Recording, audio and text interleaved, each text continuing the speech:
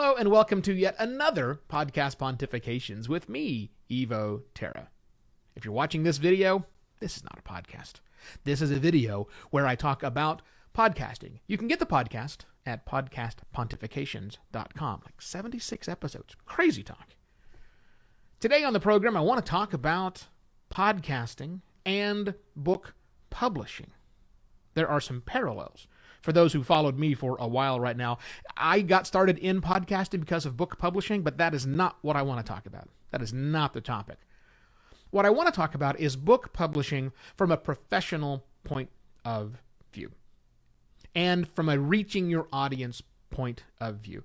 If you got a lot of words in your head and you want to get them out, you write a book.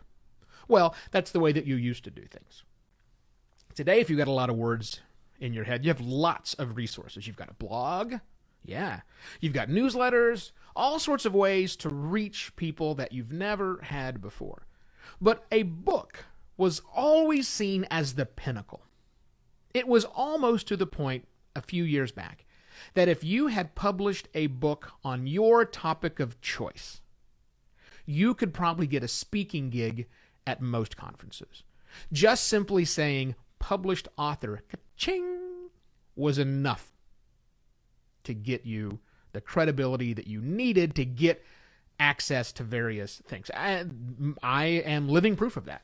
When I wrote Podcasting for Dummies and Expert Podcasting Practices for Dummies, that opened up lots of doors for me to speak. And I've spoken with other people who are on the professional speaker circuit, and they all say the same thing. Publish a book, and then people will grant you access. But here's the thing about book publishing, that the kind of the dirty underbelly of it. That's long and it's hard, and it doesn't always lead to just massive amounts of profit. Most books don't pan out. Like most things in life, they don't pan out. Well, that was years ago. But today, we have this thing called podcasting. And while it's okay to sit down like me and just kind of ramble for 10 minutes about something, that's not the same thing as book publishing. A lot of savvy publishers are now re-looking at this idea of new media. And by publishers, I mean people who want to publish. I don't necessarily mean the big publishers in New York, although they're certainly looking at it as well. But it is now to the point to where if you develop and research and do all of the work necessary to put the words down on paper, you now have the option of not letting those words ever be seen on paper by anyone else. And instead of publishing the book, it's oftentimes better, it's oftentimes utilized these days, to use podcasting as your medium, how you get that word out there. Now, it's very different than writing a book. But back in the day, when I started doing this, we took books and converted them into podcast form. Really, all we were doing was making serialized audiobooks. That's not what I'm talking about, although that's a cool thing. You should totally do that. But I'm saying, instead of thinking about a book as your final product, maybe you should think about a podcast as your final product. I'll give you a couple of examples of how that might work. One of them is an acquaintance of mine who's a good friend of a very good friend of mine. I know it's a long story. Named Simon Majumdar.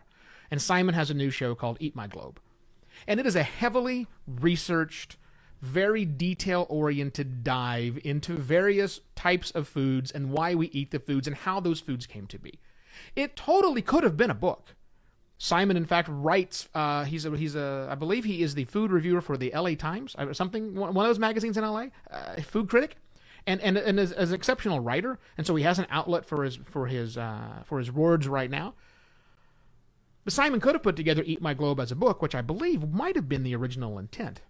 But thanks to podcasting, he's able to do things a lot differently.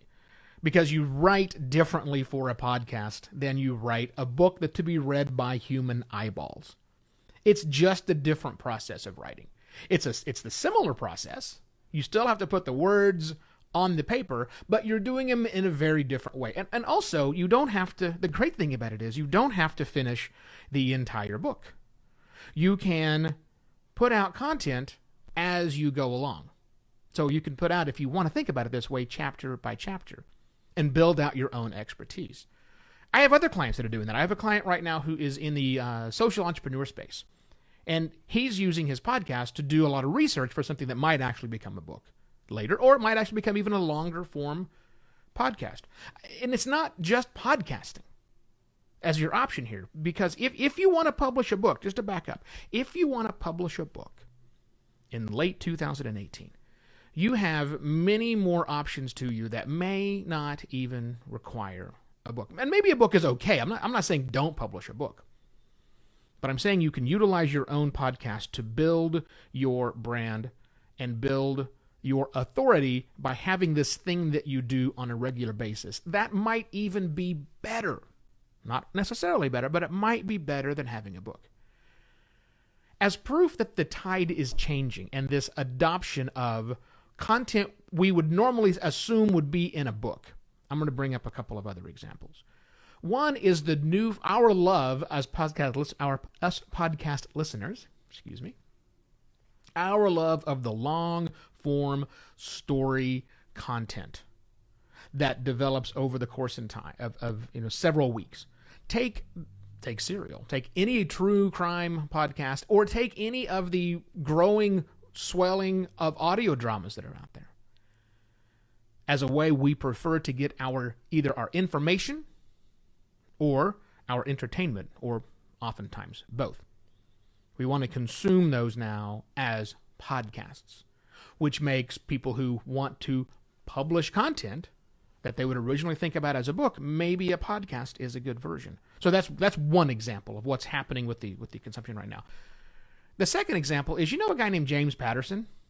Clearly you do. And if you don't, next time you're in the airport, just walk by the bookstore that's in the airport, and I guarantee you will see one or two James Patterson titles written by him and somebody else listed on the shelves. James Patterson has been writing books for forever, and he writes a stupid number of books, and he's got a great little machine that's going on. And he makes a crap ton of money selling paper books in airports and other places as well. But his latest thing, which came out earlier this month, is not a book in printed form. It's not even an ebook form. It's not even an audiobook form. He's releasing his book on Facebook Messenger. Yeah, Facebook Messenger. You like this, you follow this account on Facebook Messenger, and you type in commands like you would to anyone else. It's a chat bot. And you type in begin. Boom. It'll send you, I don't know if it's paragraph by paragraph or chapter by chapter. Nobody wants to read. That's a terrible experience, reading the entire novel inside of a screen. But they've got it built in such a way to where it's consumable the way you consume chat bot content. So if James Patterson can release a novel, let me change the way I say that. If James Patterson can edit the content to fit inside of the container, and that's a topic for a longer conversation. If he can edit the content to fit the container of a chatbot, we can easily edit the content to fit the container of a podcast. It is not exactly the same. While you can go and narrate your book into a microphone, that's not exactly the same thing I'm talking about. Nor am I talking about, let me change the way I say that. Here's the deal. If you want to release good quality content that gets you noticed, and you were thinking about a book form and you're thinking podcasting is going to be easier, it's not easier. It's not easier to release this stuff as a podcast. It might be better to release your knowledge-based content that makes you an authority as a podcast, but it's certainly not easier. It's different. It's a different approach to writing. It's a different approach to editing, because it still needs to be edited from the words point of view when they're written down on paper, not just the audio editing. And it needs to be presented differently, because people consume audio content differently, especially when they're not thinking about it in a book form.